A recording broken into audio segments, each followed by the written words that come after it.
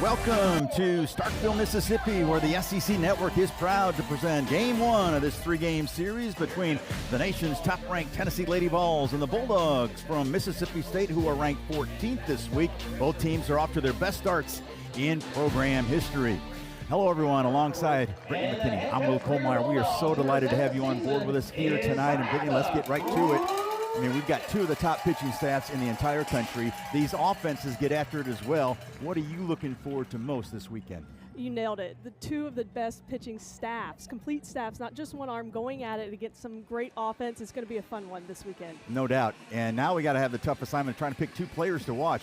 There's talent all over the field. For Mississippi State, how about Kiara Sells? She has been explosive once again this year at the plate. You know, she's just a testament of development. In her senior year, having the best year so far in her career, she's a major reason why Mississippi State's having success. As for Tennessee, Sophia Knight, the transfer from Boise State, leads the SEC top 10 nationally with that .519 average. She didn't miss a step coming to a top program like Tennessee from Boise State. She's been a firecracker at the top of this lineup. She has really led the team and set the tone every time she steps in the box. Yeah, she'll hit leadoff. She's the igniter. Ella Dodge, though, is riding a 34-game reach base streak dating back to last year. She hits right behind Knight, and then the big boppers come to the plate. This is a lineup that's very productive 1 through 9, especially with head coach Karen Wheatley telling us just that a couple days ago. As for Mississippi State, they are going to start Alyssa Faircloth in the circle. She's second nationally in strikeouts per innings pitched. She's having a terrific junior season, first year here at Mississippi State, and she doesn't look overwhelming when you first watch her, but she is leading the nation in whiff rate with 43%. And she's just been able to throw strikes, get ahead of batters, and what sets her apart is her elite changeup. She can throw into any count. Hitters are never comfortable with getting on time. So much movement there, but look to see that changeup be the difference maker for Faircloth going against the Volunteers. Yeah, she's been extraordinary so far in her Bulldog career, the transfer from Troy. So we got the pieces in place. We're ready for the SEC opener for Mississippi State. This is the second weekend of action for Tennessee, and away we go. A called strike on Sophia Knight. What about nerves right now for Alyssa Faircloth? Her first SEC series in this environment. I mean, there's not an empty seat in the stands. And Sophia Knight, her first year in the SEC, she got her nerves out last weekend when Tennessee went against LSU. So right here for Faircloth, coming out, throwing strikes, getting ahead is going to be really important. This first inning can really set the tone for her in the circle. Faircloth, 7-1, a sparkling earner on average under 2. A terrific transition from the Sun Belt Conference to now life in the SEC.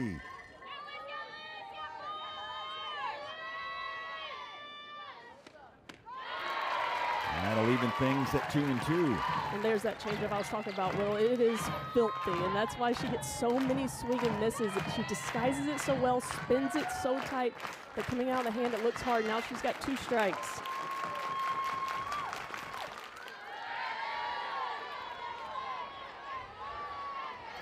We talked about the season that Faircloth has had. Look at these Division I ranks. I mean, that earned run average, the saves, just an incredible strikeout per 7 innings. I mean, she's almost averaging 2 strikeouts an inning. And she does it with a lot of swing and misses too. It's not called strikes. And when I was out recruiting pitchers when I was coaching and I wanted to find a pitcher, I'd go and find a pitcher that was throwing and getting the most swing and misses. That's Alyssa Faircloth. But Knight is pesky there at the top of that Tennessee batting order. She is. She saw that changeup once, took it for a strike. The next time she saw it, she was able to foul it off. Now Faircloth going back to the outside. Knight just fouling a couple pitches off. You still have to be very careful here if you're Faircloth. Stay focused on every pitch. Not too much white on the plate here.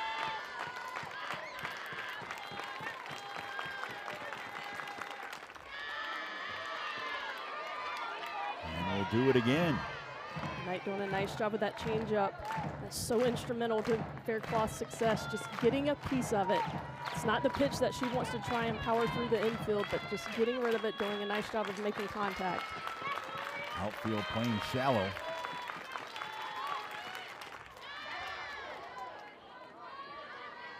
And Knight making Faircloth work, and we talked about Sophia Knight's first year at Tennessee. She's liking life on Rocky Top. See those 12 stolen bases, that's a key. Faircloth does not want her to get on base.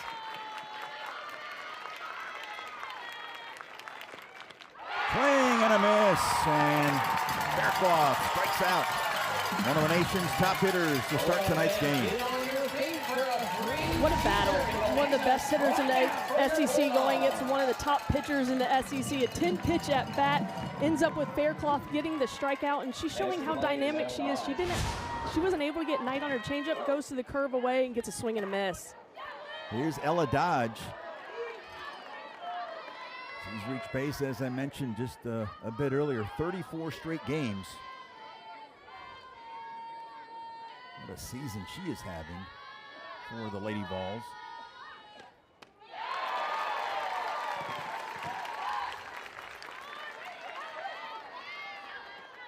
That's impressive, that 34 straight games getting on base, and those are some nice numbers. He leads Tennessee in quite a few categories offensively. Back-to-back change-ups from Faircloth in the circle. Yeah, that's got to be one of the best change-ups you'll see in the country all year long.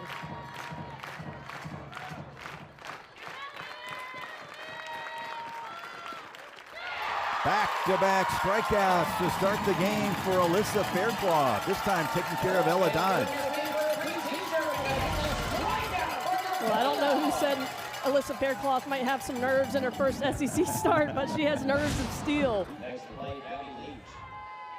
Here's the tail of the tape breaking down both these teams. You can see why they've been so successful this season. Just remarkable starts, obviously best starts for both of these programs in the history of the program. And what's great is it's 1 through 9 for both teams and a full pitching staff for both teams too. Carlin Pickens, reigning SEC Pitcher of the Year on that staff, but they have Aaron Newer and Rutan. They've got a handful of arms just like Mississippi State does. So these are both complete teams going at it here. Yeah, that's why I've been looking forward to it all week. A marquee matchup, game 1 of a 3-game series.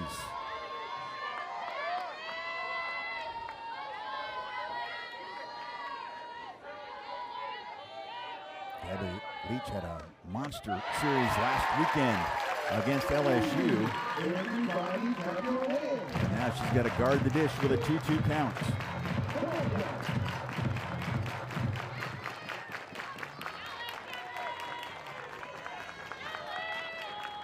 Faircloth trying to strike out this side, and she does just that. How about that for your first start, your first inning in the SEC? Alyssa Faircloth getting settled in nicely in the SEC, her first appearance in the conference, and she gets back-to-back strikeouts for Mississippi State. Set to come in, she'll lead off once again for the Bulldogs. You see Sells, Barbary, Bernardini hitting cleanup tonight. Then it's Rivera, Carter, and Schaefer. Silva and Richardson rounded out. Look at Nadia Barbary. She had a little bit of a lull there, but she is back hitting at a torrid pace. And the pitcher that they will face tonight, Sage Margetko. Margetko, 5 for 5 so far this year in the win column. She's been a mainstay in the circle, and with Carlin Pickens going down last week with an upper body injury as day-to-day, they have leaned on her as their #1 coming into this series. That is a sensational earned average of south of 1. You see what Margetko is going to try to do. She's going to go hard down with that drop ball. Her highest velocity pitch is there, and then she's really spinny with the curve and rise, gets her swing and misses there too.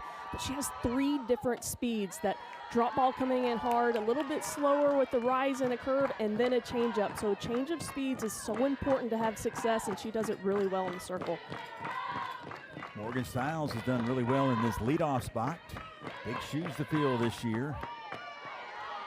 And she has been absolutely terrific. Has started all now 29 games this year for the Bulldogs. Hitting .376.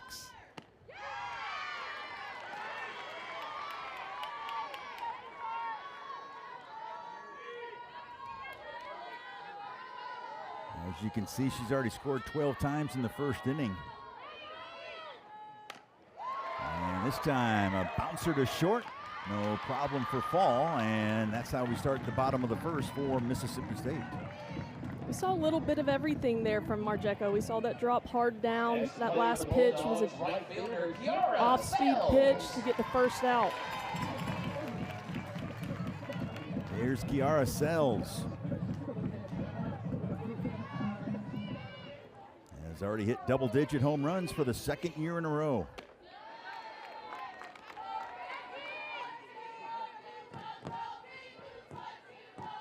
She leads the team in batting average, slugging percentage, on-base percentage, walks, and stolen bases.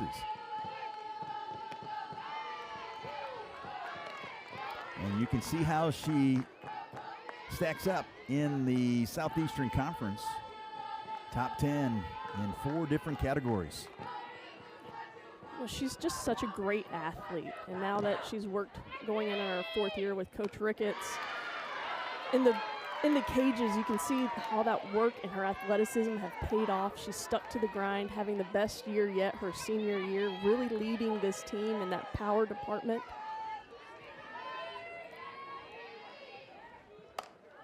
Popped it up into left field, drifting back to the track, playable, and making the catch is Hawley for the second out. Sells just missed that one. Yeah, off the bat, I thought it was just a routine pop-up. That ball just kept carrying. Sells hits the ball so high in the air, though. But 2 quick outs here for Tennessee.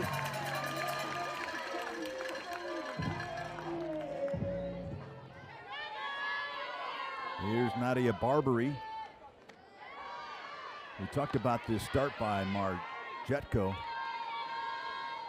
And look what she has done when it comes to the SEC ranks. Top 10 in all 3 of those categories.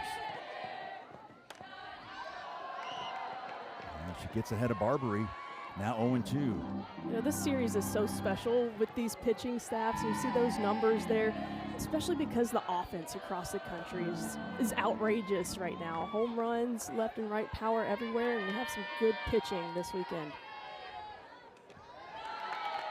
Both starters looking for clean 1, 2, 3 innings. Faircloth striking out the side in the top half of the frame, and then so far a ground out and a fly out in the bottom of the first for Mississippi State.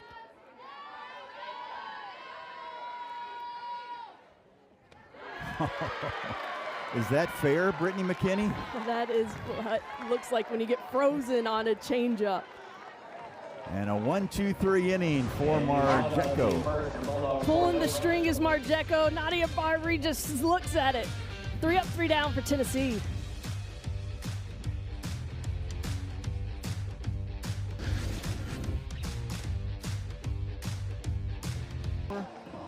Ricketts in her 7th season as the head coach here in Starkville. Fastest coach to get to 200 wins. Look at that program record, 46 wins against ranked opponents. She's hoping to add to that tally this weekend. Yeah, I mean, and she's done a great job after taking over at the helm here at Mississippi State. Really has gotten a lot of investment from the program too. Beautiful new indoor since she's been here, and the hitting mind that she is, you give her the tools to make something great, and she can definitely do that. She'll see Faircloth face the 4, 5, and 6 hitters, Butt, Morrison, and Hawley.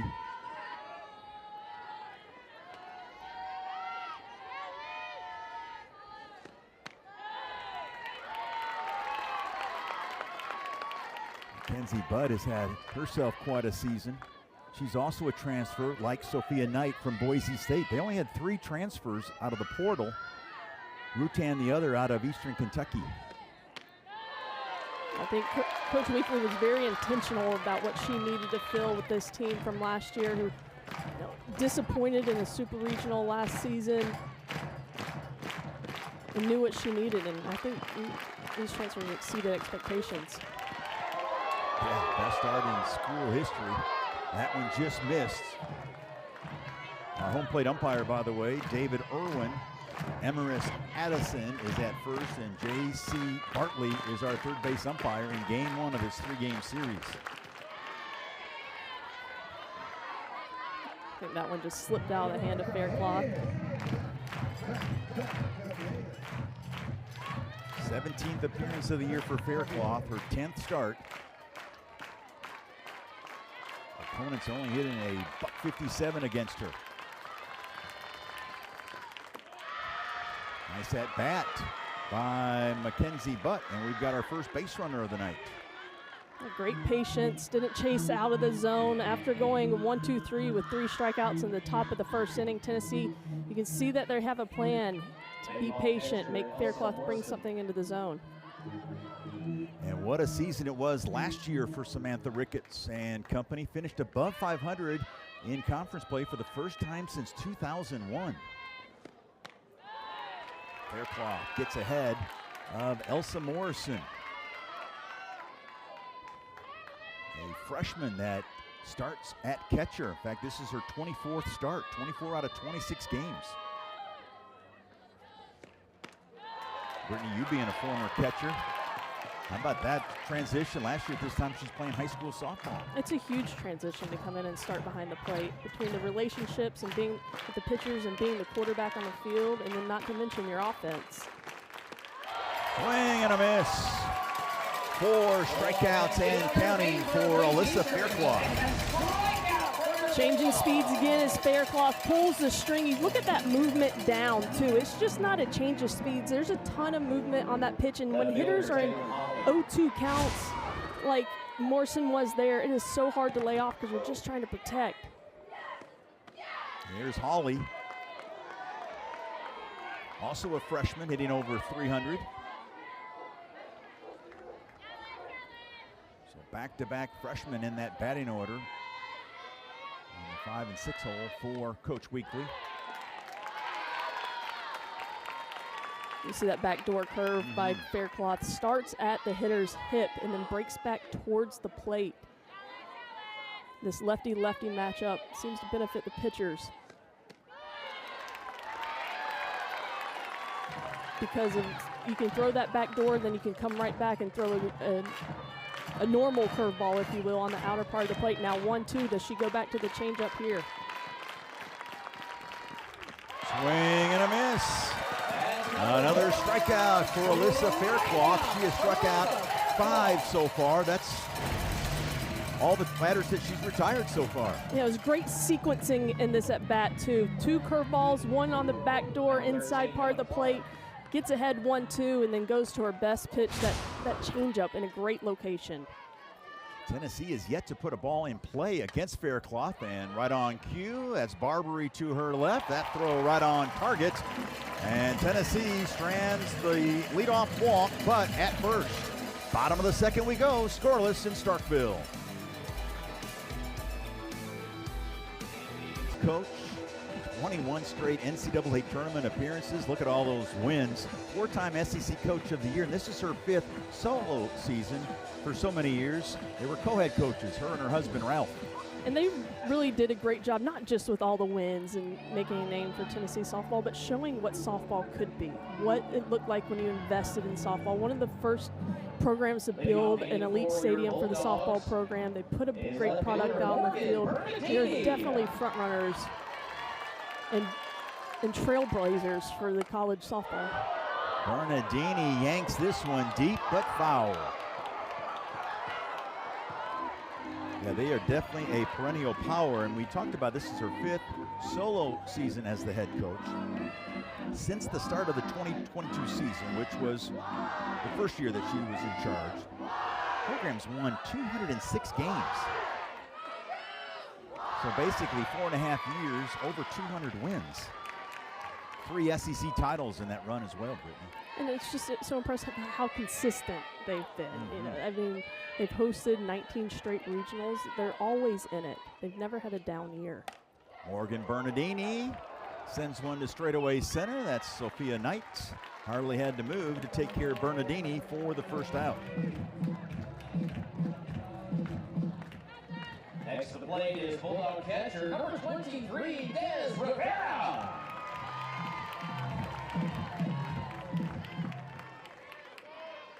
So here's Rivera.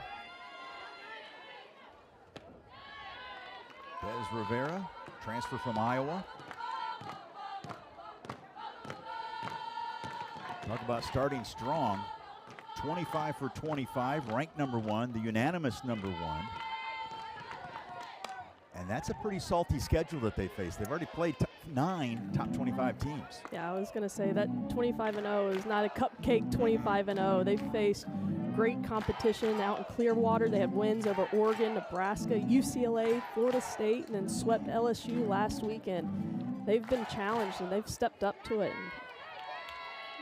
And there's no doubt they're number 1 right now. Fly ball, left field. On the track, making the catch is Hawley again, and that takes care of Rivera. A couple deep flies to left against Marjetko so far. Next to the plate, Bulldog designated player number 19. Seems like Mississippi State's just missed a couple of these deep fly balls, getting under it just enough. Warning track power early in this game. 2 outs, nobody on for Anna Carter. Bulldogs looking for their first base runner of the night against Marjetko.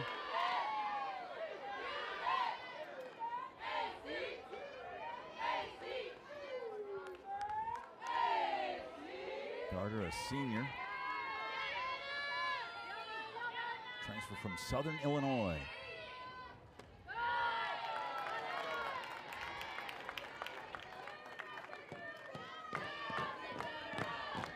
Hitting .273, but her on-base percentage is .433 because she's been walked 14 times. Showed some good patience early in this at-bat, still in a hitter's count. And, you know, Coach Ricketts has given these players a game plan. This is the time right now, hitter's count, commit to it, and what you're looking for in attack.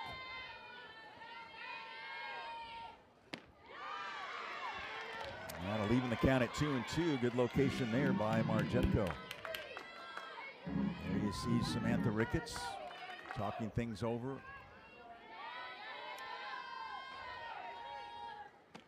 Swing and a miss. A strikeout of Carter. That's now 2 strikeouts on the night for Marjetko. We've played 2 and we're scoreless as we head to the top of the 3rd in game 1 of this 3-game series on the SEC Network. Pitching staffs in the SEC, but in the country as well. And when you look at the ERA comparison, that's some pretty good proof in the pudding. Very few pitchers right now can say they have an ERA sub-1. And Tennessee has 3 different pitchers with Pickens, Marjetko, and Newer. Mississippi State with their new additions to their bullpen with Amon and Gould, both under 1. I mean, you're not going to get a matchup of these bullpens anywhere else in the country this weekend. Yeah, it's going to be a special weekend. A massive matchup to start SEC play for Mississippi State. Tennessee swept LSU in their SEC opening weekend last weekend up in Knoxville. Faircloth has been dealing so far. 5 strikeouts and a walk. Here's Maddie Rutan. 8, 9, and 1 hitters, Rutan, Fall, and Knight facing the left-hander Faircloth. I don't know if you heard it there, Will. The Tennessee dugout yelled sit on that pitch, trying anything they can to pick this changeup, give themselves an advantage, but that pitch came in with some velocity and was not a changeup. But you can tell that it's in their head. Their changeup's in their head. They're trying to figure out a way to get an advantage, pick that pitch.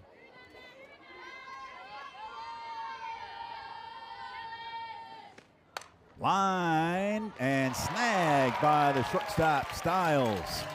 And Morgan Stiles takes care of Rutan for the first out here in the 3rd. The first time we've seen contact on the changeup. I think that one just got left a little high, but as we get more deep into this game, the advantage starts to shift towards the hitters. So Faircloth has to keep every pitch sharp. Here's Bella Fall, the shortstop.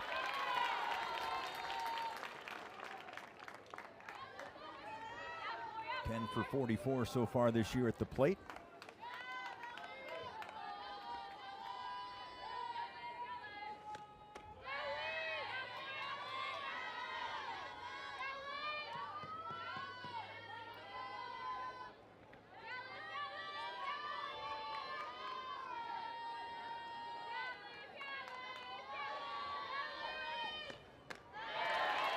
Faircloth now ahead, 1-2.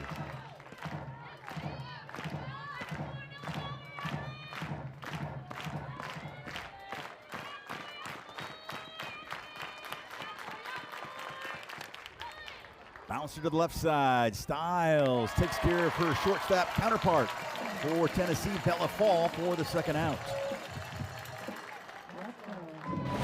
Another good sequencing here from Faircloth. Previous pitch was a backdoor curve on the other side of the plate. This time goes in on her hands. Nice routine play made by Morgan Stiles. This defense for Mississippi State we haven't talked about either, but they've been very strong behind their pitchers.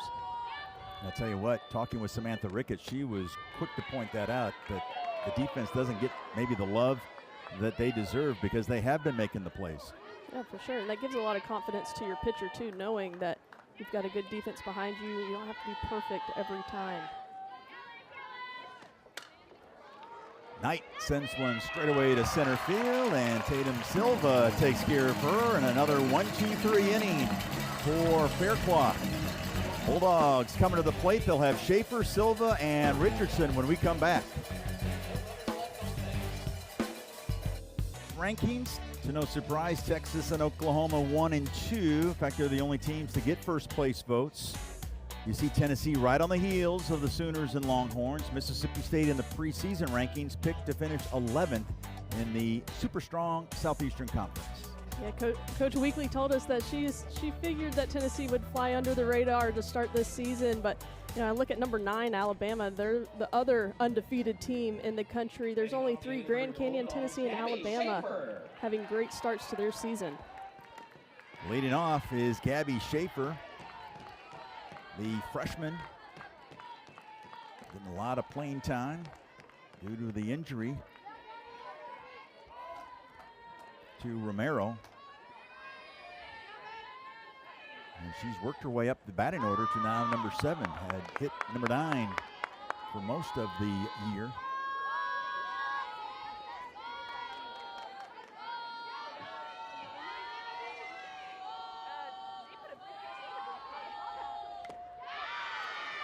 Jetko now ahead of her 1 and 2. A really good pitch. That's that hard down ball, that drop ball that she goes to, that she throws with the most velocity. I'd stay there. 1-2 count.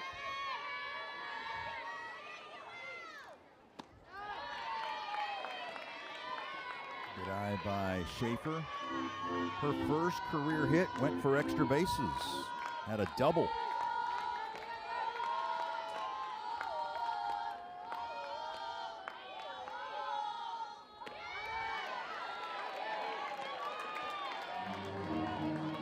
Changeup from Marjeko just seems to be floating in on her twice in this at bat. We've seen it come in high across the zone. It's one of her best pitches. Silva on deck. That's chop foul.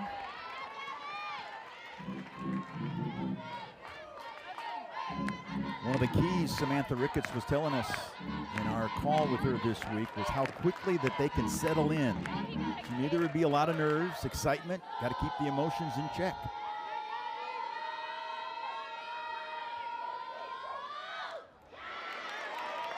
Schaefer got a piece of that one. No, I've been impressed. I thought there would be some more visible nerves at least, and I think it all started with Alyssa Faircloth in the circle not showing any emotion or nerves there, and the rest of the team's feeding off of that, and Marjeko just leading this Tennessee team as well. A roller to third. Rutan takes care of Schaefer for the first out here in the bottom of the third. Next to the plate is Bulldog center fielder number 22, Tatum Silva. Here's Silva making her 8th start of the season. Hitting at .391, and she lifts this one into short left center field. No problem for Sophia Knight. And there's 2 outs here in the third. Mississippi State swinging early in counts. Back-to-back hitters going after the first pitch and they're at bat.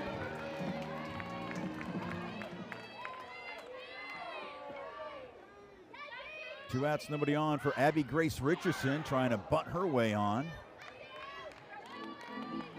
That's a good idea by Richardson there, and she got the best pitch to do it on in that changeup. She would love to have that opportunity back.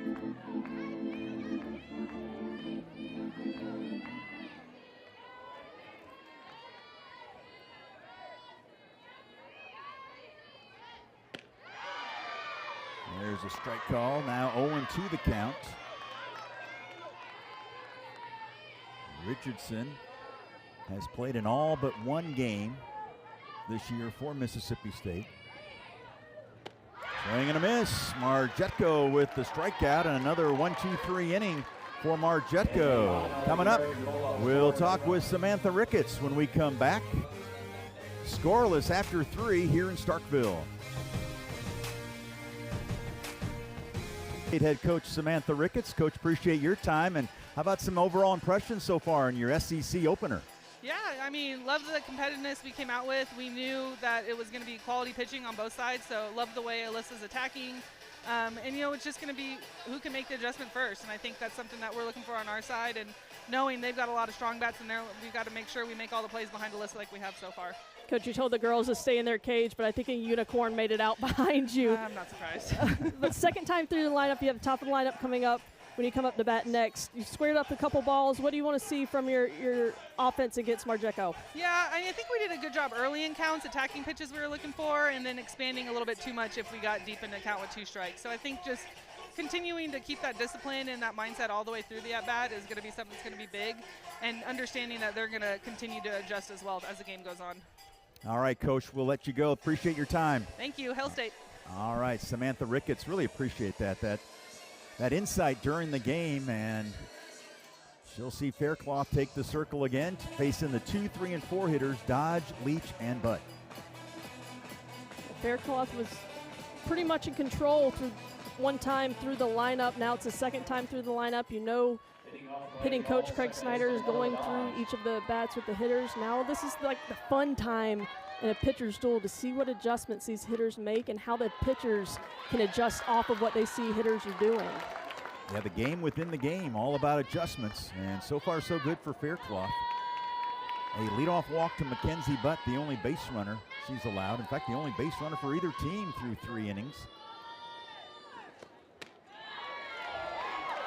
Dodge was one of the 5 strikeout victims so far for Faircloth.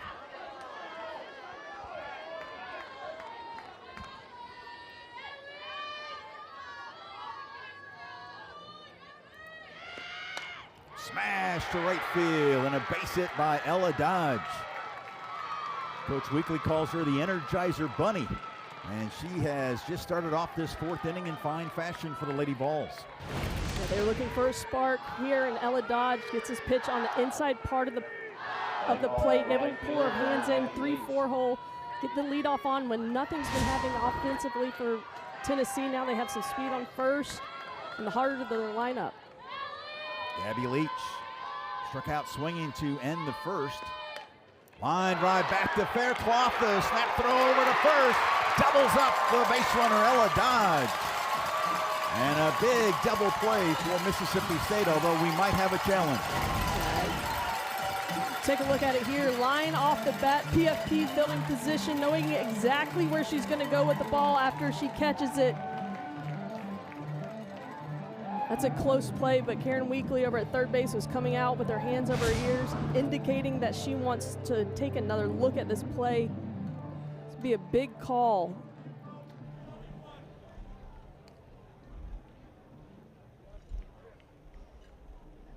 The ruling on the field is out at first base, and it's being challenged by Tennessee. The play is under review. So now we lean on our friends over in Birmingham, Brittany, and they'll make a decision whether or not Dodge was safe or out at first. This would be a big time momentum shift right here. We'll take a look when the ball's in the glove, I mean, that is so close. You can see the dirt coming up on the hand. Great look here. I think based on the call on the field being out, I would be surprised if it's overturned unless we are able to see something else. I'm right behind you on that one. Yeah, that's about as close as you can get. I know we say that a lot, but this game is truly a game of inches, and after getting a leadoff on, if you can come back and get that double play, that'll be huge for Mississippi State. And for Tennessee, you have to take advantage of base runners. Take a look from this angle. And every time I go from the hand to the glove, something changes. I mean, frame by frame. Let's see what we got. After review, the ruling on the field is confirmed. Run is out. Yep. Brittany McKinney, 1 for 1 in SEC play so far.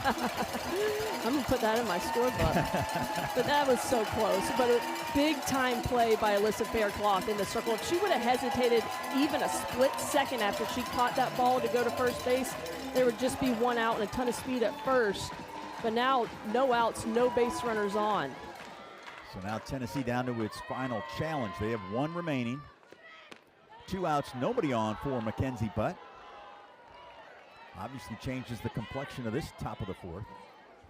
Yeah, you need if Mississippi State needs to ride that momentum to get into the dugout, we get a 3rd out here and have some life in the dugout, but Tennessee's looking to extend the inning. Mackenzie Butt blisters that one down into the corner foul. And they're having better at bats second time through the lineup. First time through, top 3 hitters went down, 3 straight strikeouts. Now we're seeing balls put in play. The first hit of the game, a line drive back to the pitcher, and then that foul ball was scorched.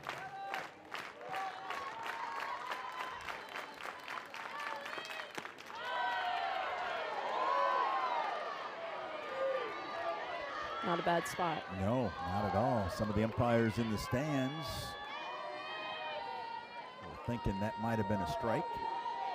They're wearing maroon. The ones wearing orange, they like that call. And I'm not sure she knows. that's only 2 strikes.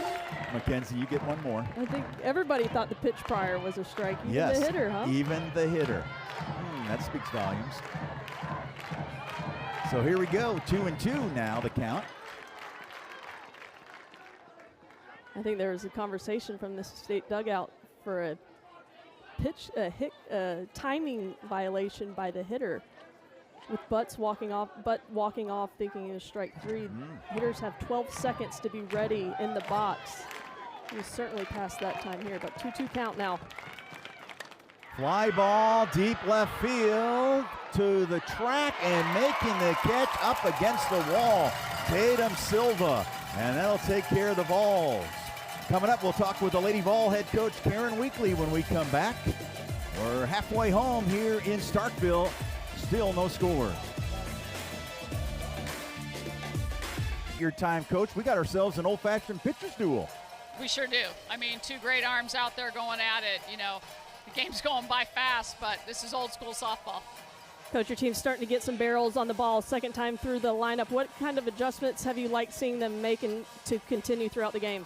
Yeah, I thought we got down the bottom of the lineup. We started putting the ball in play, and then I really like those 3 at-bats there. I mean, you know, ran ourselves out of something, but that's going to happen. I think we're staying fascinated. You know, we're not getting frustrated in here. We're not getting emotional about anything. We're just going to continue to try and figure it out and, you know, just be committed to what we want. I think that's the key. I mean, she's so good, and her change of speeds is so good, and it's hard to pick it up. It tunnels so well, so you've just really got to be committed to the speed you want. Thanks, Coach. Appreciate your time. Thank you. Karen Weekly, kind enough to join us, as did Samantha Ricketts in the top half of this inning. I loved what she said there. They're staying fascinated and not frustrated. It's so easy to get frustrated off of a pitcher with a great changeup, but they're staying fascinated. They're into it. They want to figure it out. I love that line. Yeah, she's got some lines. I mean, dominate is their word this year. As Morgan Stiles, the leadoff hitter, watches this one miss the strike zone. She grounded to short to start the bottom of the 1st. Of course, last year it was throwing punches and punch to kill motto. Kind of carried over into this year. Yeah, I like what she said about the dominate thing. It's not about dominating your opponent. It's about dominating everything you do, your preparation, how you go about things. Everything you do, you dominate. And they've done just that so far. How about mission accomplished? Morgan Styles, a soft roller back to Marjetko, and that'll take care of the Bulldog leadoff hitter for the first out here in the bottom of the fourth. Marjetko with 3 strikeouts, threw 3 and a third, but any ball that's been put in play as of late has just been weak. Off the end of the barrel, showing good movement. But Kiara Sells just missed one in her first at bat. Yeah, each inning she has a ground out, a fly out, and a strikeout. One of each in the first 3 frames. How about that? That's awesome because she has that hard drop ball. She has the spinny, floaty rise and curve ball that get hitters out in front, and a changeup, which I think she's still trying to find for a strike in this game, but everything else is working really nicely for her. Kiara Sells, you talked about it, Brittany. Deep fly to the left, just missed it. Back in the first.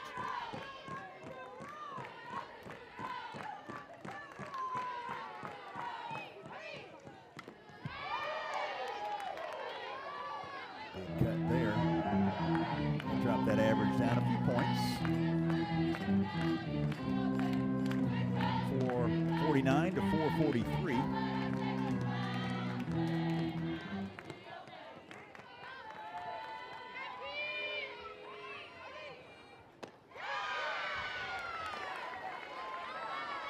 Marjetko falls behind 2-0, but now comes back, and that'll even the count at 2-2.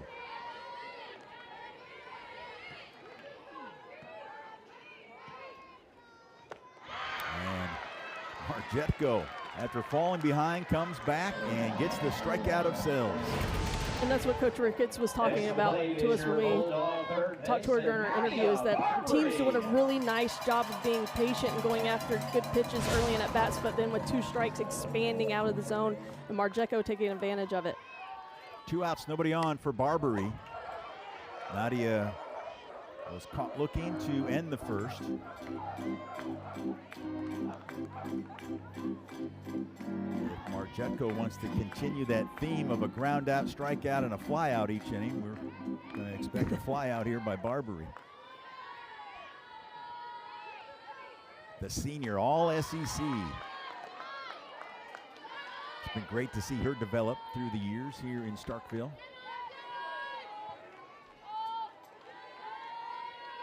Her parents right there really enjoyed watching her this senior season too. She's you have that one player on the team that seems to be that heartbeat, and Nadia Barbary over at third base has been that for Mississippi State.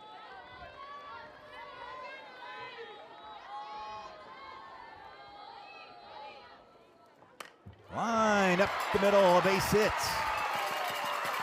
And there goes the no-no / perfect game for Marjetko. She goes 3 2/3 without a base runner. Barbary changes that with 2 outs. You know, first time through the lineup, advantage pitcher. Second time, it starts to leak a little bit more towards the hitter, and we're seeing that with these at-bats from both Tennessee and now Mississippi State getting their first hit. The more they see the pitcher, the more advantage the hitter has. Morgan Bernardini flew out to center to start the second inning.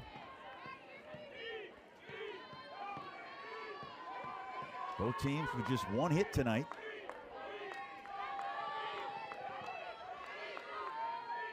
First at bat for the Bulldogs with a runner on base. And we're almost through 4 innings. Marjetko's really been dealing in the circle. Yeah, she's been crazy good so far.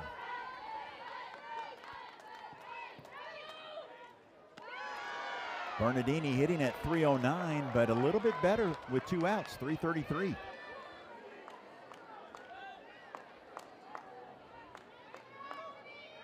Out of the count, 2-1 against Marjetko.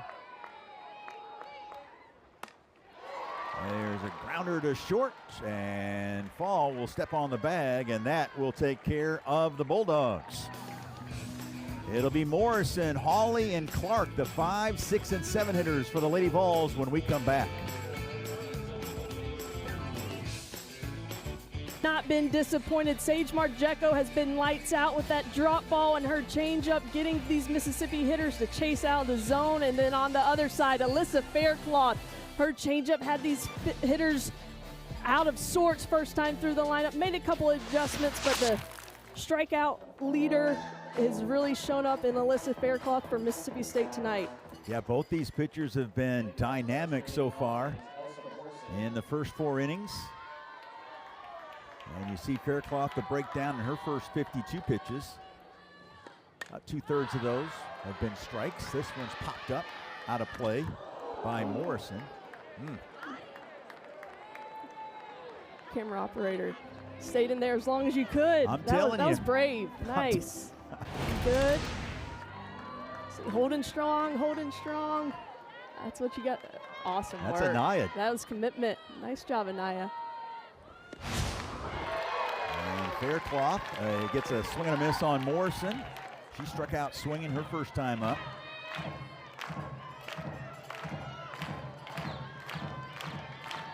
Faircloth leads the nation in whiff rate. That time, Morrison got the barrel on it, but foul. 45% whiff rate. That's crazy. That really is. There you see, in case you're just joining us, a game summary. You missed a lot of good pitching if you're just joining us.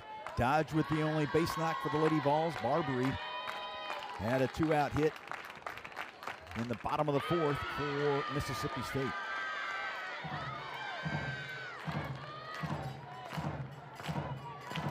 Huge crowd on hand here for the SEC opener for Mississippi State. And it's got kind of a regional feel. Oh, for sure. This crowd is in it. The DJ's here.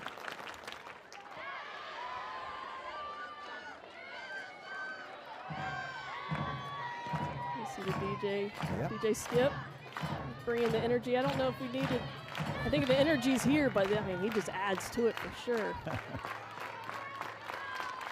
0-2 the count. One hop smash to Gabby Schaefer. Nice play by the freshman. That was an incredible play by Schaefer. That ball was smoked off the bat. One hops to Schaefer, and that comes up a lot higher than anybody thought it would. She's able to make that quick adjustment. Playing clean defense behind your pitching is huge in this game where base runners haven't even reached second base for either team yet. Here's Taylon Hawley. Samantha Ricketts kind of talked a little bit about that defense gets overlooked. And a few years ago, that was an issue here. But they're doing a good job of making the plays, the routine plays. And this one's popped up, much easier try there for Schaefer. No problem for Gabby. And 2 quick outs here in the top of the 5th. And when you have pitchers like Tennessee and Mississippi State do, get a lot of balls hit to the defense, you know, staying in tune, locked in, focused. As a defender, can be a challenge. 2 outs, nobody on for Clark. Clark ended the 2nd with a ground out to 3rd.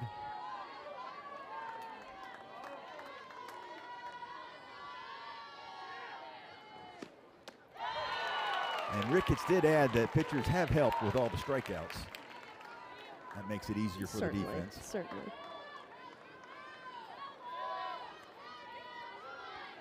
Faircloth looking for a clean 1-2-3 5th. Ahead of the 1-1 count to Clark and a swing and a miss.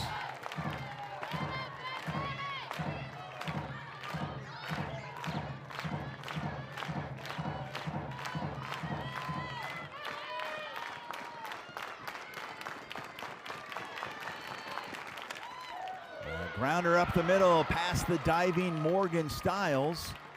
And Clark reaches. 2nd hit of the night for the Lady Vols against Alyssa Faircloth. Ahead in the count, 1-2. Alyssa Faircloth goes to this curveball well off the plate. But Clark just sticks her barrel out there and gets enough of it to poke it through. And sometimes that's what you have to do against great pitchers, is throw your barrel out there and see what happens. Here's Maddie Rutan with 2 outs. She lined out to Stiles at shortstop. And her only at bat.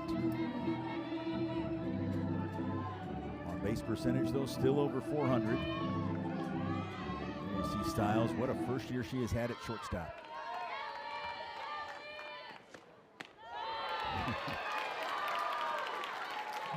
That'll buckle the knees. And she has one of those changeups. You can tell a hitter that it's coming, and then it's still difficult to hit. The 0-2 here.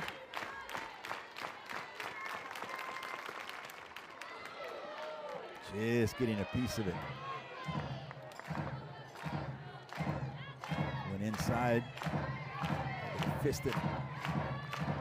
Great sequencing there, too. You have the changeup for a called strike, go in hard on the hands. A lot of opportunities to do something different here. Still, that's 3 different looks. Changeup, hard in the hands, up and away. Now hitters thinking, all right, what's next? What is she going to go back to that changeup? She's going to try and saw me off again. Go changeup in the dirt. And another strikeout for Alyssa Faircloth. 5 shutout innings to start her SEC career. Bottom of the 5th we go. We are still looking for our first run. So for game 1 of this 3-game series, number 1 ranked Tennessee, to no surprise, they've got the number 1 RPI in the country. Look at Bama, still undefeated, right on the heels, and Florida and Texas in the top 5. Look at all those SEC teams, including Mississippi State at number 12. And RPI is so important when it comes to postseason. It's one of the main criteria the selection committee will use when they start ranking for hosting for regionals and the top 8 for super regional hosts. And this year, for the first time, they will be ranking 1 through 32 teams, not just the 1 through 16 teams. And RPI being one of those key measurements they use. You want to stay as high as you can. Bulldogs want to add another year out there on the left field wall. Here's a fly ball to center by Rivera. No problem for Knight. And the first out here in the bottom of the 5th. There was 11 SEC teams in the top 20 right there on that previous graphic. Top 20 RPI in the country. That's just life in the SEC. It's a grind each weekend for these teams. Here's Anna Carter. Watching the SEC women's basketball tournament last week, saw an interview with Vic Schaefer, former Mississippi State head coach, of course having a lot of success at Texas, and he said, you guys just don't understand. For 2 months, it is an absolute grind, and it's the same way here with softball, like women's basketball. I mean, every week, there's no gimme putts. No, there's not. And then teams have to challenge themselves out of conference to start the season to get some quality wins there. Also challenge your team so you don't get shell-shocked coming to this SEC play in both of these teams. Carter. Yep, that's Margetko taking care of Anna Carter for the second out.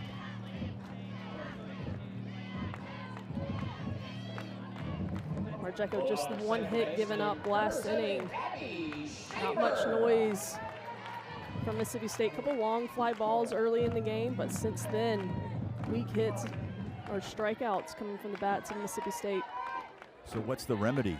How do you crack this code? You know, I really liked what Coach Ricketts said, how they look at the beginning of the bats. They look really confident, aggressive, going after pitches, but when they get to the 2 strikes, they seem to really expand that zone and help a pitcher like Margetko out, and she doesn't need any help. So you've got to stay committed to your plan through the entire at bat. Here's Gabby Schaefer with 2 outs, nobody on. Schaefer grounded out to third to start the 3rd.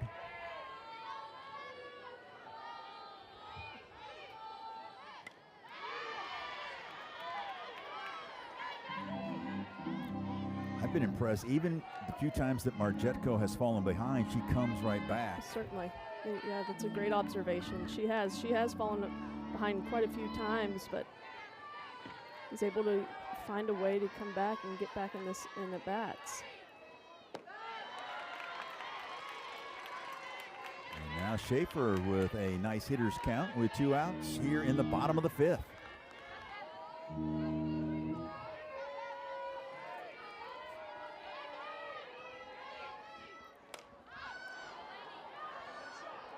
This one will drift out of play.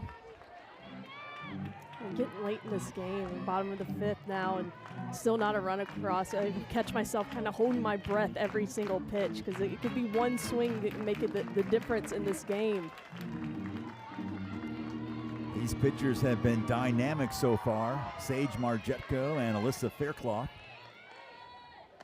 And some high heat and a strikeout for Marjetko, and that ends the 5th. We've played 5. Still nothing but bagels on the scoreboard. Marjetko climbing the ladder here. Not a ton of rise balls until she really needs it. Gets the strikeout to end the inning.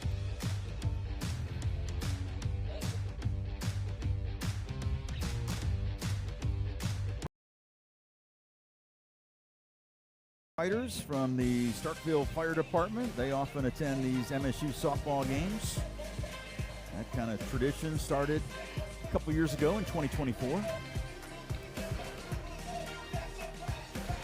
at this crowd. Don't want to miss this one. Everybody on the edge of their seat right now. Totally understandable. And we get 2 more games tomorrow at 2, Sunday at noon. I'll have the pleasure joining you, Brittany, along with our producer, Kyle Apat, and director, Adam Kilman, the rest of our SEC Network crew. We're glad you're spending your Friday night with us. If you like offense, this is not your game so far. Right now, it's been pitching, and they have just been fantastic, both these pitchers. They have, but I do think Tennessee has started to make some good adjustments, barreled up some balls, but the defense for Mississippi State and Alyssa Faircloth holding strong. There's a fly ball to center. Nice job by Tatum Silva. Got a nice jump on it, and that takes care of Bella Fall for the first out here in the 6th.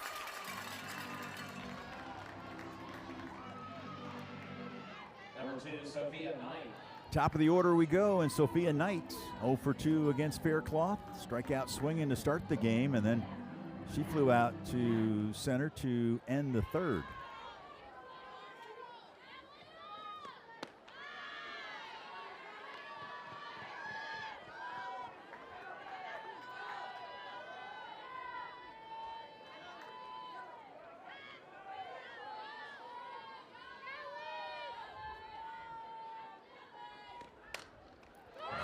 Stab by Faircloth, defending her position quite well. And that'll take care of the dangerous Sophia Knight.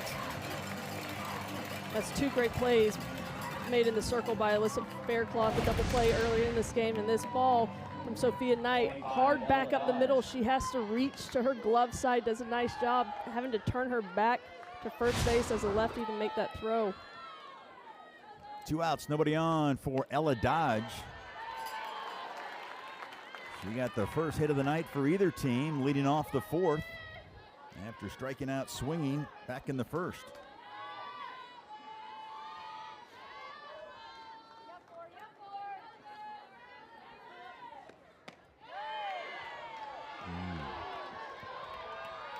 And that, of course, that base hit last inning extended her reach base streak now to 35 straight games, dating back to last year. That's incredible, making an impact every game. Leads the team in a handful of categories.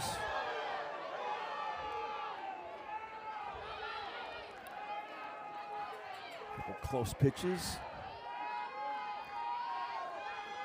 Karen Weekly down there, holding down the fort at third base. Neither third base coach has had much to do tonight. Could have played the game without him. Yes. Tyler Bratton, of course, the third base coach for Mississippi State. 2-2 the count to Ella Dodge. Strike 3 called. And another strikeout for Faircloth. That's 7. We go to the bottom of the 6th. Still no score here in Starkville. 6 trivia time, folks. Tennessee reached the Women's College World Series in 2007. Which team did they face? Kyle Apad, our producer, he loves throwing some trivia out there. And I'm for that. Give it maybe a hint. Monica Abbott was on that team in 2007. Right. If you're listening, it might help you. Quite some team. Also, Megan Rhodes Smith, who's in her 6th season. On Karen Wheatley's staff. Was she on that team as well for Tennessee in 2007? She was. There you see Mark Jutko. Tatum Silva leading things off, the 8, 9, and 1 hitters. And Silva sends one into short right field, long running. And a nice catch by Leach for the bottom of the 6th. Next to the plate for your Bulldogs is Abby Grace Richardson. We'll give you a little bit more time to try to figure this one out since that was kind of a quick at bat. Here's Abby Grace Richardson. Fly ball deep into the air here in Starkville, but when it comes down, it's a fly out to left. Once again, our question tonight, Tennessee reached the Women's College World Series back in 2007. Which team did they face? Answer, Arizona. Taryn Mowat McKinney was the MVP. The 2-time ESPY winner / Mississippi State pitching coach. I bet you knew that answer. I had an idea, but our 2 pitching coaches in tonight's game went against each other in the Women's College World Series in 2007. That's awesome. And it's a pitcher's duel. Oh my goodness, yes. A good old-fashioned pitcher's duel. You know, we joked around with both head coaches this week about how offense has just taken over the sport of college softball. It really has. But tonight we've had a treat. Popped up. Stiles will pop up into short right field, and another 1-2-3 inning for Marjetko. The screws are tightening because we still don't have a score, and we're heading to the top of the 7th here on the SEC Network.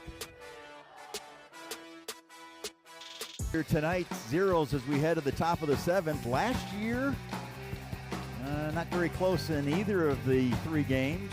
In fact, all 3 were mercy rule. Run rules in each of the games. Mississippi State won 1 of the 3. Tennessee took the series. And here tonight, the game summary. All about some pitching. Yeah. Kind of what we expected, right? Yeah. You know, you have 2 great pitching staffs going against it. Against great hitting, and so far the pitchers are coming out on top. But I'm telling you, Tennessee's having better at bats, but Alyssa Faircloth is meeting their adjustments. Faircloth will get a nice defensive play behind her again by Gabby Schaefer. She stabbed that one to take care of Gabby Leach for the first out here in the 7th. That was smooth, too. We saw her make a nice play earlier in this game, but down to the backhand, short hop, smooth over there at second base.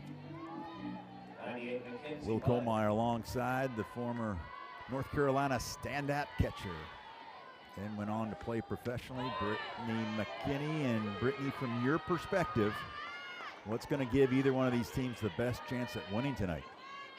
You know, we talk about the offense. Any one of these players can change this game with one swing of the bat.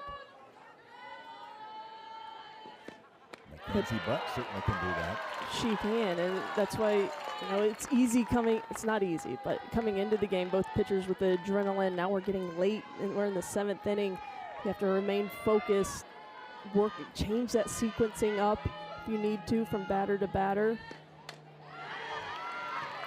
And I think both pitching coaches have done a great job calling these games against these hitters. I remember one of the great pitching coaches I got to work beside, Sarah Dawson, now Sarah Kerr, said, I can call whatever I want, but it's all about the execution. So there's been great pitch calling and great execution. Yeah, both these pitchers have been lights out here tonight. Mackenzie Butt bounces that one foul over the Tennessee dugout on the first base side.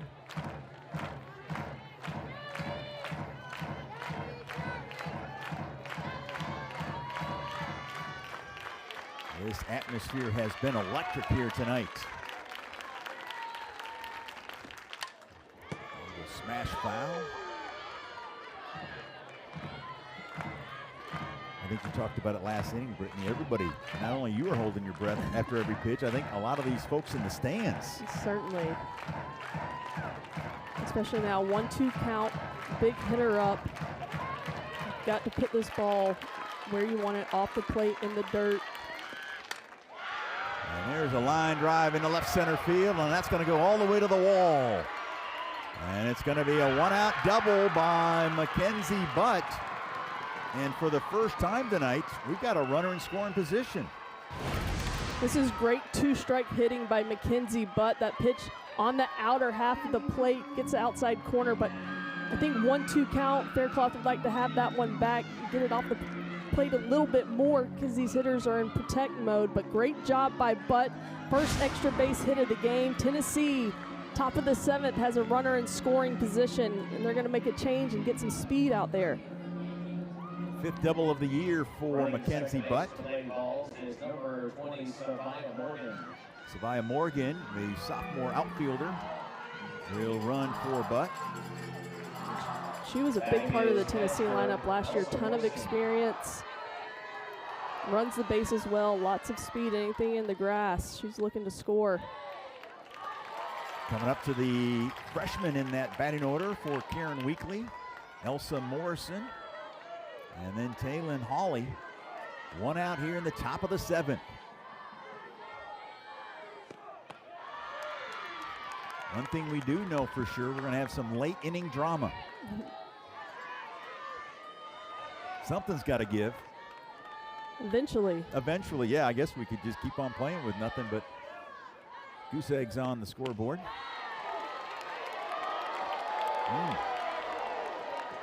The crowd did not like that one.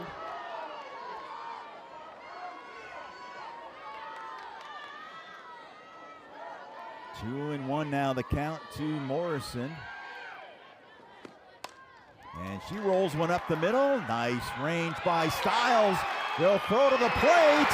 And there is a web gem for Mississippi State. How about the Bulldogs flashing some leather? Wow.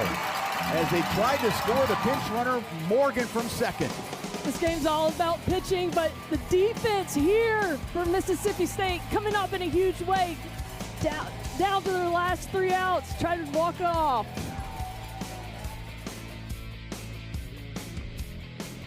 We actually have a review as Karen Weekly has challenged the play at the plate.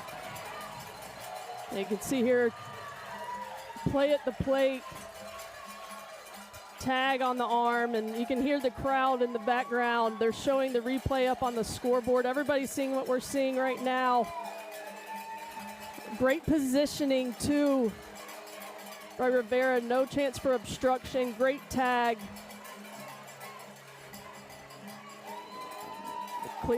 Clearly. We're going to get our call here in just a moment.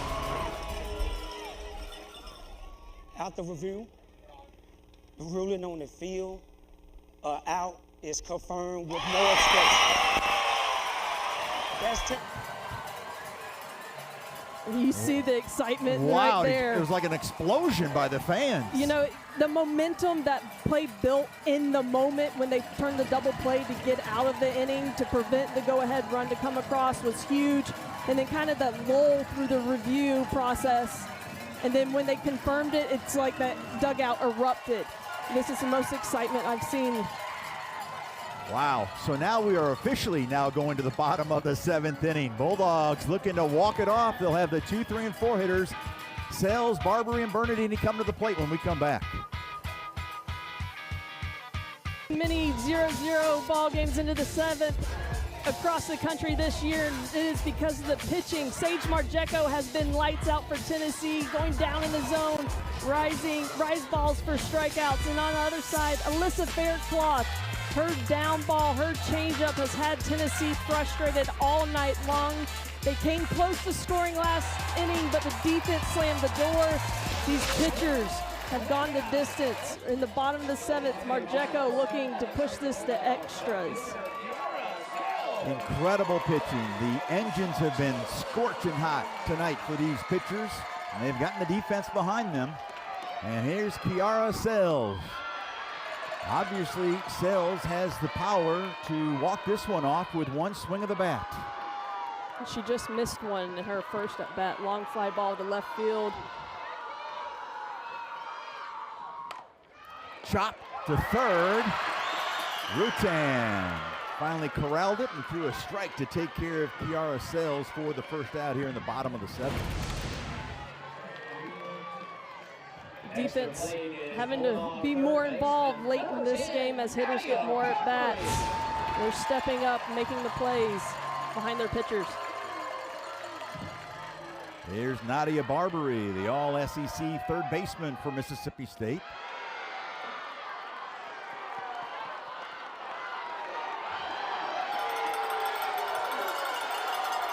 And here the Tennessee fans, they brought quite a great crowd. We traveled well, but did not like that call.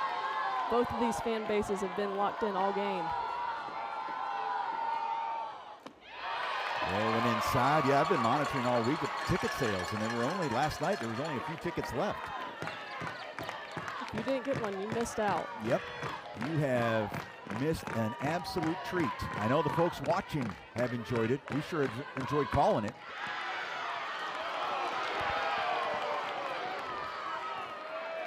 You know what? Margeco's been impressive in the circle with her 5 strikeouts.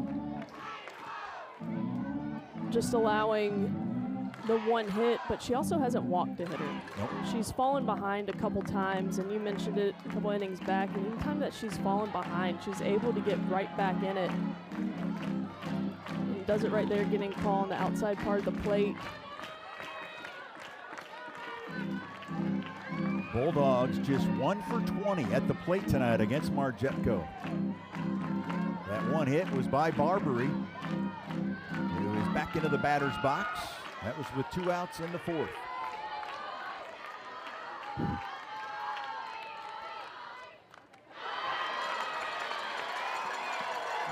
It's a great discipline by a veteran hitter.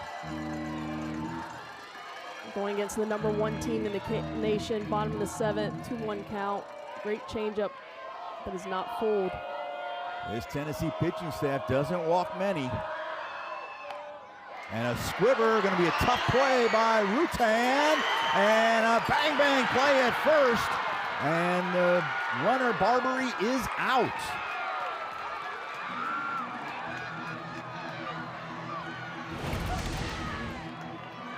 Barbary just nubs this one off bare hand by the third baseman, Rutan, though. What a play. If she would have tried to go to her glove, Barbary would have been there.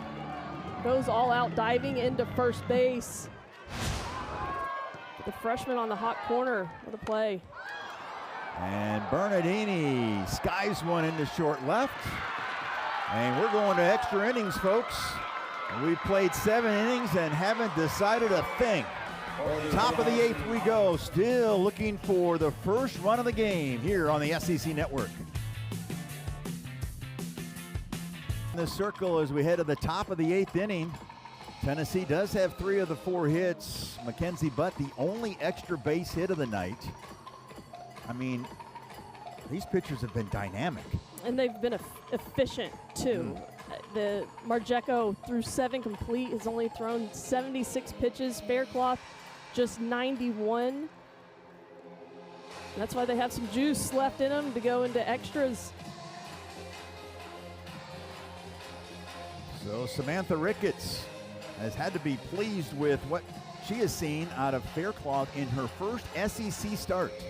Obviously had great success in the Sun Belt at Troy, and the non-conference schedule, Faircloth has been off the charts, but facing SEC foes, especially at the #1 ranked team in the country in Tennessee, I mean, A+ so far. Absolutely, and her defense behind her last inning, Tennessee was just inches away of taking the lead. They came up with a big double play. Gun the runner down at the plate. And a pinch hitter here, Gabby Leach's sister. That's Alana Leach, who actually, they went back-to-back home runs last weekend against LSU, and there's a one-hopper to first. Richardson takes care of her for the first out. And that was amazing last week. The sisters were talking about it, that was the first time that ever happened. I mean, they both hit home runs in the same game, but they've never gone back-to-back, even back growing up. A lot of things have to go right for that to happen. I'm sure their parents absolutely enjoyed that moment. Here's Emma Clark. And the Leaches, there have been 4 sisters that have actually played for Tennessee softball. Here is Clark. She has one of the hits. Check swing. Did she commit? The appeal down to first, and the first base umpire, Emerus Addison, says no. 2-0 the count to Clark.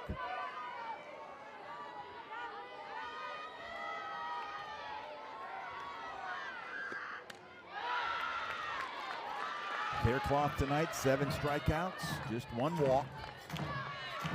Giving up 3 hits.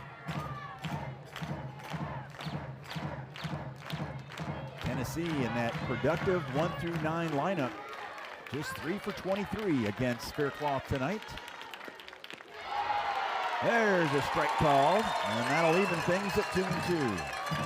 It's so impressive to have a pitcher that falls behind 2-1 and goes to the changeup to even things back up. To have that much control over a changeup is very impressive.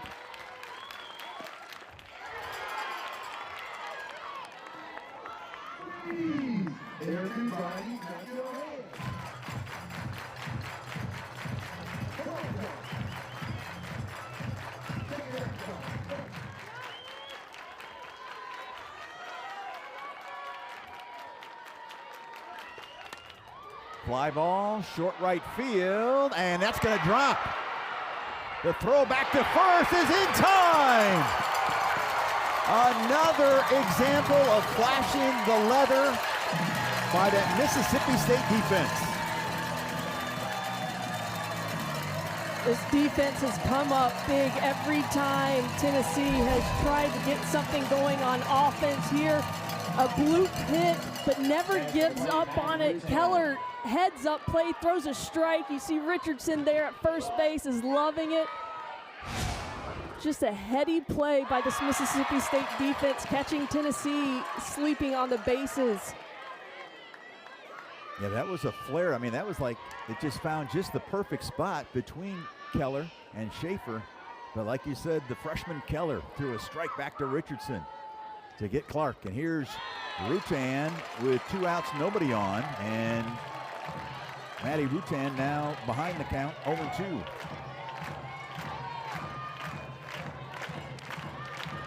This is an 8-hitter in the lineup for Tennessee. They're stacked 1 through 9, but if you get out of here without having to face the top of the lineup, it'd be big for Mississippi State with a chance to win it in the bottom of the 8th. But Rutan, a freshman, but he's been very impactful for Tennessee.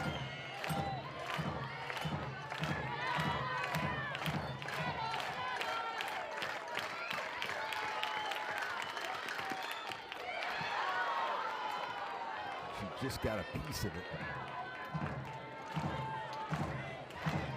And we saw the only extra base hit off of Faircloth today was a 1-2 count where she got a little bit too much of the white of the plate and then pitcher's count. Stay away from the plate here. strike 3 called. Alyssa Faircloth has done it again.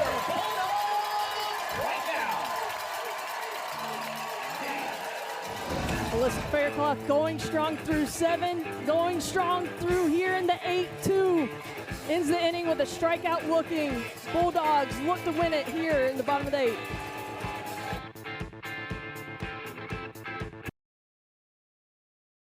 In the star tonight, but we have had some great defensive plays to back up the pitching. Faircloth here, fielding her position well. Gets the line drive double play, nice out here, and then the last inning, a blue fly ball.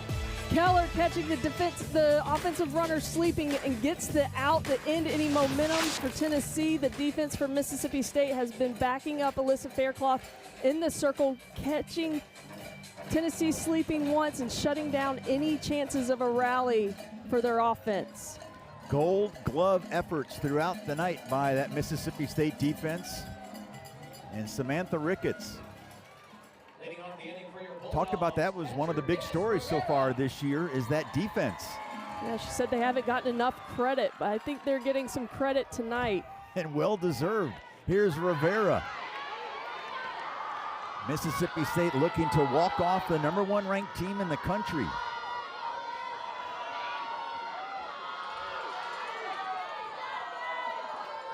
Rivera facing Marjetko. She sends a fly ball to right center. No problem for Sophia Knight. She's had her share of putouts here tonight. In fact, that's the second straight time that Rivera has flown out to center tonight, and there's one out here in the bottom of the 8th. 33, Kinsley Carroll. Kinsley Keller. So here's Keller hitting for Carter.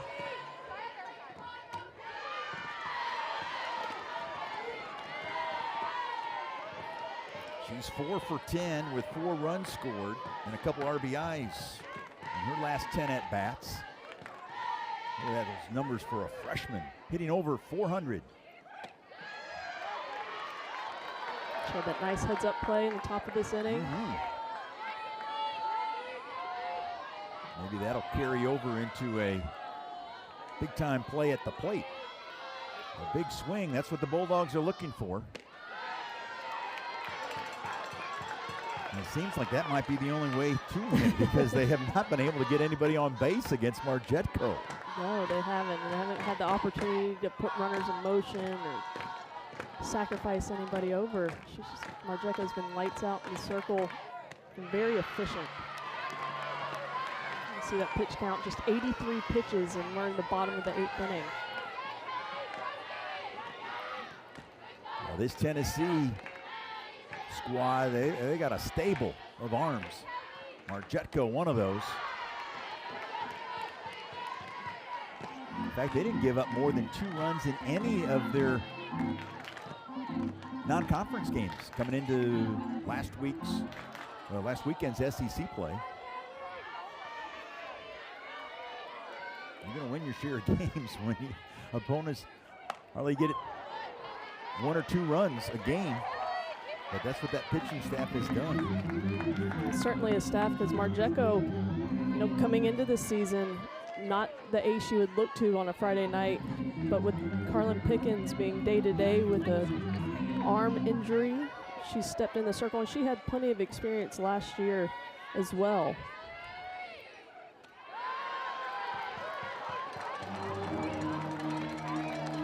Keller now has worked the count full.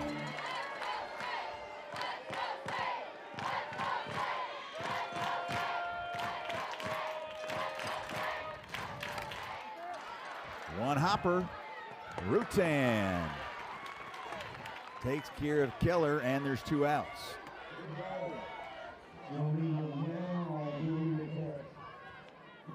Next to play for your Bulldogs is 83, Zion Romero. Here's Zion Romero. He is going to pinch hit for Schaefer, who has seen a lot of playing time after the injury to Romero.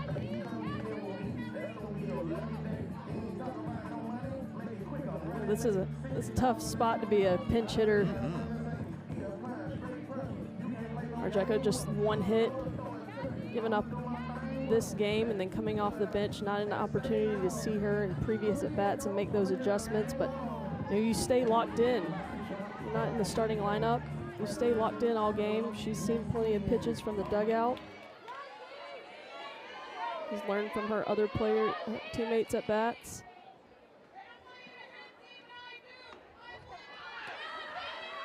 Romero 5 for 28 on the year. She has walked 5 times. First pitch upstairs. So her on-base percentage is just over 300 at 303. Bulldogs tonight just 1 for 24 at the plate against Marjetko.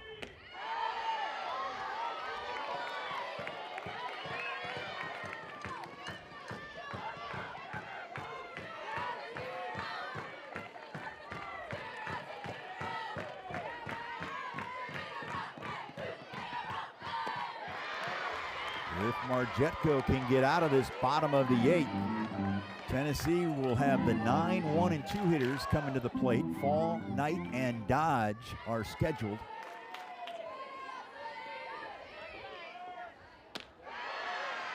There's a strike called.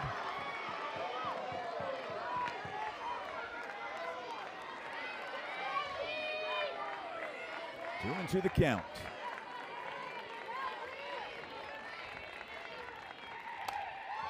Romero skies one to left. Camping under it is Leach. Makes the catch, and another 1-2-3 inning for Marjetko. We played 8. Still no score on a Friday night here on the SEC Network.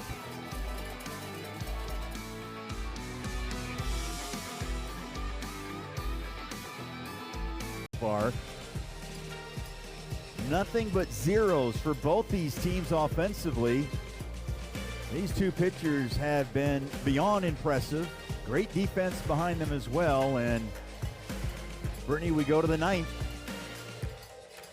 Still no score. Yeah, this is opportunity for Tennessee, bringing up 9, 1, and 2. And they get a look at Faircloth when they get back to the top of the lineup for the 4th time.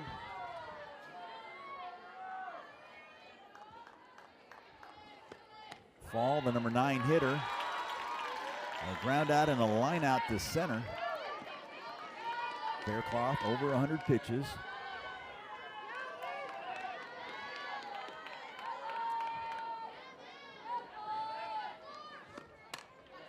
A little flare, and that one gets past Schaefer. Great effort by Gabby Schaefer. It looks like she shook up a little bit out there. But a leadoff single by Fall. She went full extension for this ball. Just out of reach, grabs her sternum area. Hopefully just knocked the breath out of her. But if you're Tennessee, this is exactly what you wanted to happen. 9-hole comes up, finds a way on base.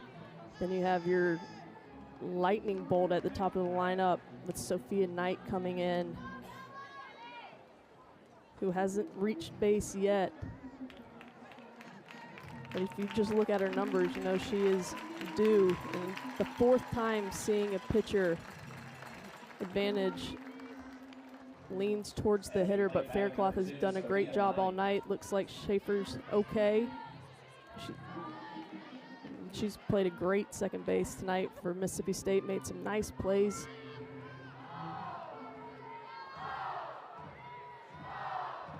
She is staying in. She re-entered after Romero hit for her. And here's Sophia Knight. Leads the SEC in hitting coming into this weekend, and this one is a foul down the left field line. And you see the defense on the left side. Nadia Barbary, the third baseman, was pulled well up the line, really close tonight. Trying to defend against the sacrifice bunt or small ball, and Knight sees her pulled up and tries to power slap something past her. A big 5-6 hole gap. Chop to the left side. Barbary's not going to be able to make the play. And the first 2 Lady Vols reach here in the top of the 9th. We'll have to see how this is scored, but The defense has been so great for Mississippi State. Nadia Barbary usually sure-handed over there. You know, she wants that ball back to make the play, but Tennessee, runner in scoring position, no outs. It's the best opportunity they've had all game. And Ella Dodge coming to the plate. Showing bunt.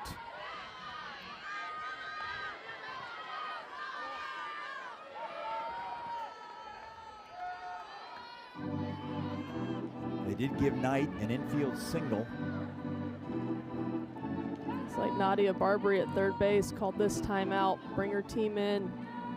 Veteran move by the senior, getting everybody on the same page.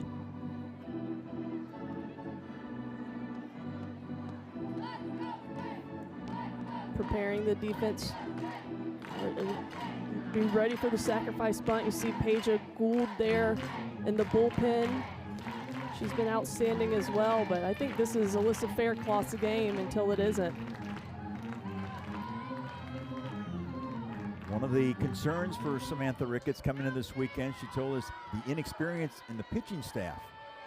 You know, none of her pitchers outside of Delaney Everett have thrown in the SEC. There's a fly ball to deep left. It's going to be playable on the track. Silva makes the catch. And that takes care of Ella Dodge for the first out. That is a big out for Faircloth in Mississippi State because it doesn't advance any runners. That ball going to the left side, no opportunity to move up to second and third.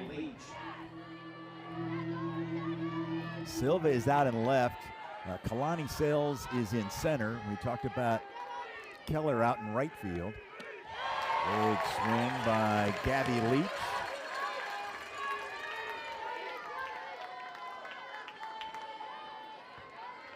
Leach went 6 for 10 last weekend against LSU. 0 for 3 so far tonight. Skied into just on the outfield grass, and making the catch is Morgan Stiles, and there's now 2 outs. An important second out for this defense, but you cannot let your guard down yet. No. Not with Mackenzie Butt coming to the plate. She has the only extra base hit in this game on a 1-2 count. Drove it to the left center gap.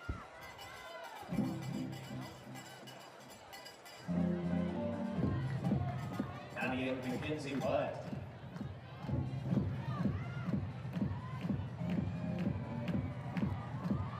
Samantha Ricketts has seen Faircloth retire Dodge and Leach. And there's a fly ball deep right field. This one is gone. And you talk about a clutch swing. A 2-out, 3-run homer by Mackenzie Butt. And finally, someone has cracked the code, and it's the Lady Vols from Tennessee. Mackenzie Butt, the only Tennessee player that had reached on an extra base hit, sees the first pitch she gets with 2 runners on. This pitch from Faircloth down in the zone. I mean, right at the knees, not bad height-wise, but it got the heart of the plate, and Mackenzie Butt doesn't need any help. Comes up big for Tennessee, put a 3 spot up in the 9th inning. 7th home run of the year for Butt.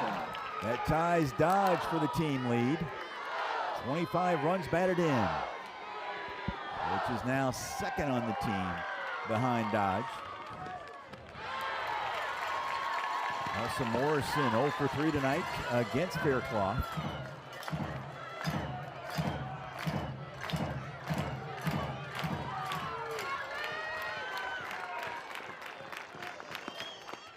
Swing and a miss. Faircloth gets out of the inning, but the big 3-run homer by Mackenzie Butt.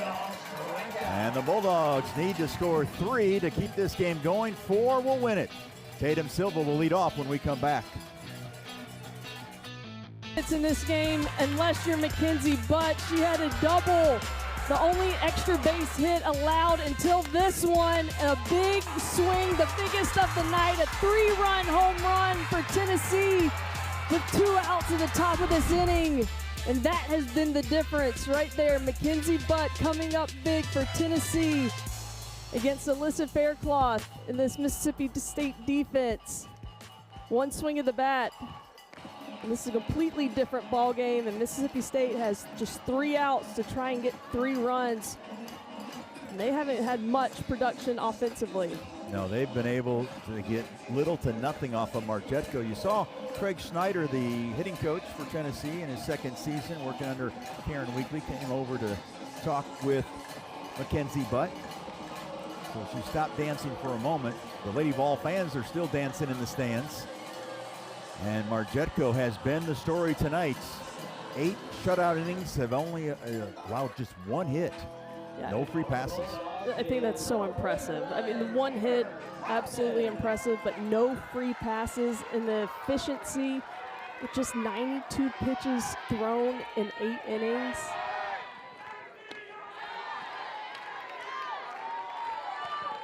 Karen Weekly said her team just doesn't get phased. Even like last weekend, they fell behind back-to-back games against LSU 4-0 on Saturday and Sunday. No panic, just calmness in the team. And here's Tatum Silva giving it right. Should that be Taylor Troutman pinch hitting?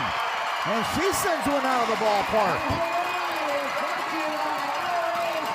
Bulldogs still have some fight in there. Now 3-1 here in the bottom of the 9th. Taylor Troutman, a freshman, her first at bat in the SEC, takes Sage Marjetko, who has been lights out, just 1 hit given up to this point, with her team down 3-0 in the bottom of the 9th, clears the fence. These Dogs are not ready to give up yet. Taylor Troutman with an explosive start to this inning. What did Samantha Ricketts tell us? She said Troutman might be a good matchup this weekend against these Tennessee pitchers. Well, mission accomplished on that move with Ricketts having Troutman pinch hit for Silva. And the Bulldogs finally score a run against that young lady, Sage Marjetko. Still some work to do. Oh yeah, a lot of meat left on the bone. Here's Abby Grace Richardson. Bulldogs trying to knock off a #1 ranked team. The last time they knocked off a #1 was last year against Texas, and Abby Grace Richardson ended up scoring the game-winning run. Scored all the way from first. Showed off those wheels. So trying to reach, I'm sorry. That rise ball right there by Marjetko is really giving these hitters some trouble. It almost floats in. You used to see something high in the zone. You'd expect it to have some velocity behind it, but that off-speed, floaty rise ball after seeing so much hard down in the zone from Marjetko really has fooled these hitters tonight.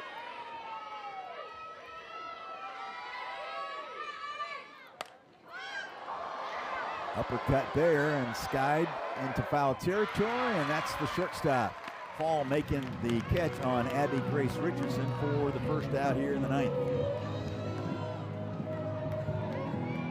If you're Mississippi State, I know Taylor Troutman started this half inning off with a big solo blast, but you've got to get runners on. Try and send it over the fence here. If you're Morgan Stiles, you got to find a way to get on base for your big hitters behind you. Yeah, the Bulldogs need a base runner before the tying run can come to the plate. Stiles, a couple ground outs and a pop-up on the infield to the second baseman, Dodge.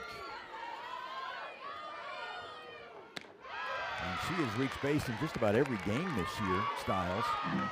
At 0 for 3 tonight.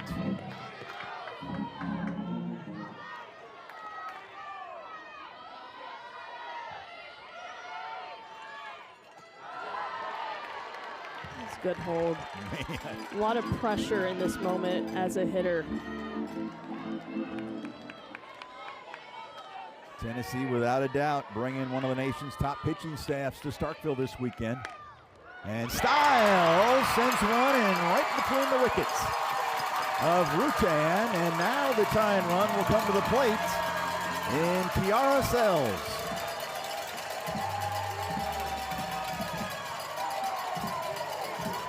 Defense has been really solid for both sides tonight, but this ball to Rutan at third base. Looks like she just pulls up on it and goes right between the legs. Samantha Ricketts asking for a little bit of a huddle. Here's Karen Weekly. And will it be all from Marjetko? I think we might have a pitching change. As Stiles reaches on the air by Rutan, and yes, the night is done, and what a night it has been for Sage Marjetko. 8 1/3 innings. We'll step aside, we'll tell you who the new pitcher is. It's going to try to close the door for the Lady Vols when we come back here on the SEC Network. New pitcher, the sophomore right-hander, replacing Sage Marjetko with one out here in the bottom of the ninth. The tying run coming to the plate. Erin Newer, just another one of those great arms that Karen Weekly can pick from in her bullpen. She's going to really hammer the bottom of the zone with a hard drop ball, but where she gets her swing and misses from is an off-speed rise. And in this kind of situation with these hitters up, they want something up in the zone that they can send a long way. So it's going to be really important for Mississippi State to be patient. You can see here she's low 60s, but can get that drop ball really more mid 60s, and then that rise ball where she gets her swing and misses from. She's being very careful with Sells right now. Obviously Sells with 10 home runs on the year. She had 11 last year, and we got a pinch runner. That's Ali Supan running for Stiles.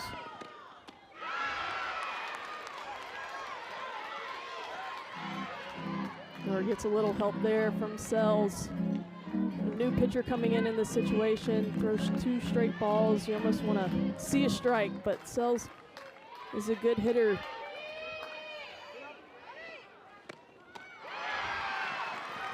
Chases that one, and the count is now even at 2-2. Same exact spot. If I'm Newer, I'm going back there again.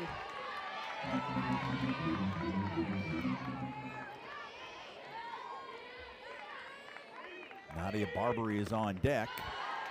And now a full count to Sells.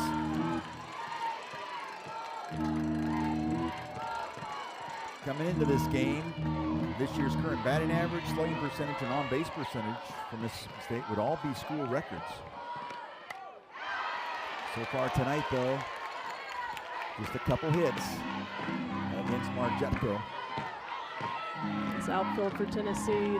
Their heels are on the warning track. They are respecting the power that Sells has, and also doesn't want to get anything by them if it's on the ground. Sells yanks this one foul into the MSU bullpen.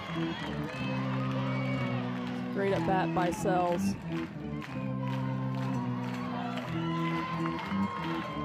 Mackenzie Butt with the dramatic 3-run homer in the top of the ninth to break the scoreless tie. Will we have some drama here in the bottom of the ninth? Well, this is just game 1 of their 3-game series. Wow.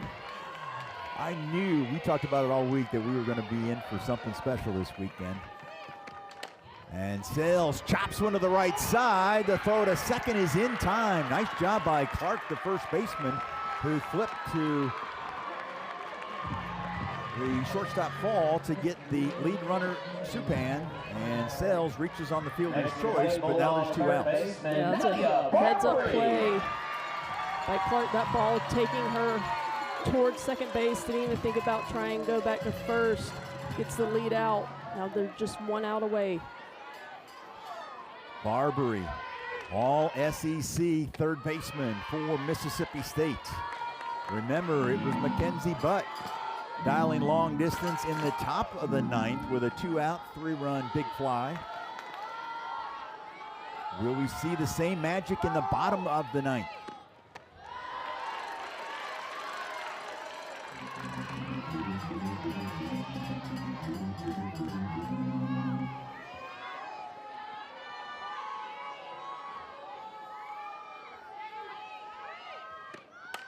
Fly ball left field, but this one's going to be playable. On the warning track and making the catch is Leach. And that will do it as Aaron Newer comes in and shuts the door on Mississippi State. And Tennessee stays undefeated. Great work tonight. How about some final impressions, Brittany? You know, the pitchers were lights out for both sides. Sage Margeco in the circle did not surrender a walk, just one hit, but then Tennessee's able to get a couple runners on, and a big swing by Mackenzie Butt is the difference in this one. And with that, we will put a bow on our coverage tonight from News Park. So for Brittany McKinney and our outstanding crew, I'm Will Kohlmeyer saying so long from Starkville. Once again, the final, Tennessee wins in 9, 3-1 over Mississippi State. Don't forget, all games airing on the ESPN networks are streaming live and archived on the ESPN app. This has been a presentation of ESPN, the worldwide leader in sports. We thank you for watching, and a pleasant good evening from Starkville.